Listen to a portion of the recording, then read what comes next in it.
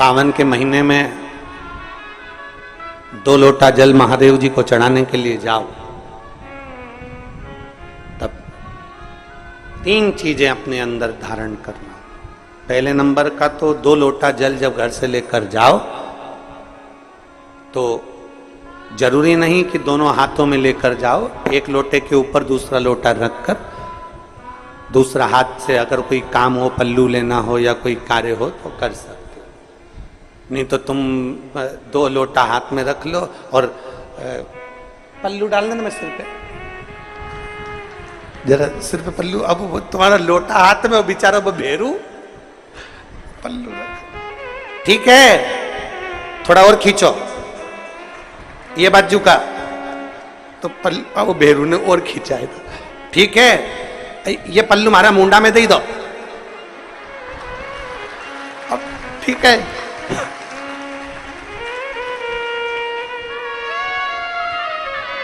और थोड़ी दूर चली और याद आ गया, ओ बाप,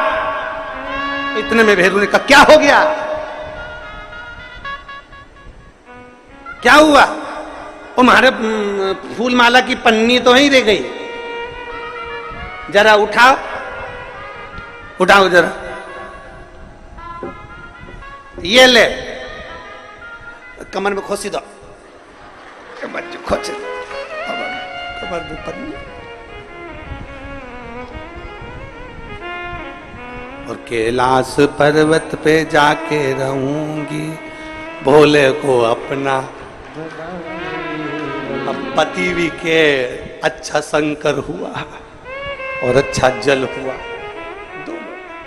निवेदन है अगर 2 लोटा हाथ में ना तो एक के ऊपर एक लोटा रखकर भगवान की भक्ति धारण करते हुए 3 चीजों में एक चीज जल 2 लोटा, दूसरा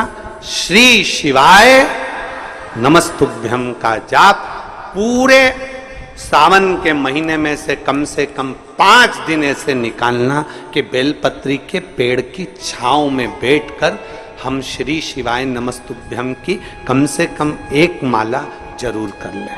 जरूर। और मान लो अगर बेलपत्री का पेड़ नहीं मिले, तुम्हारे आसपास में नहीं मिले, तो फिर एक काम करना, शंकर जी के मंदिर की बेलपत्र मिली जाए, उसको सिर पे,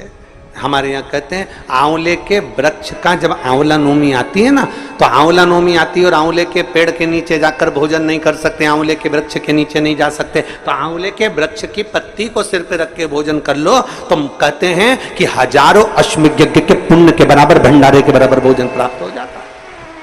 आंवले के वृक्ष की पत्ती, तो वो बेलपत्र भी मस्तक पर बाबा को प्रणाम कर कर फिर वही बेलपत्र का आनंद करते हुए भाव से उस बेलपत्र को मात्र शीश से लगाई लिया ना, मस्तक पर चढ़ाई लिया ना, तो भी भगवान की अविरल भक्ति प्राप्त हो सकती, अविरल।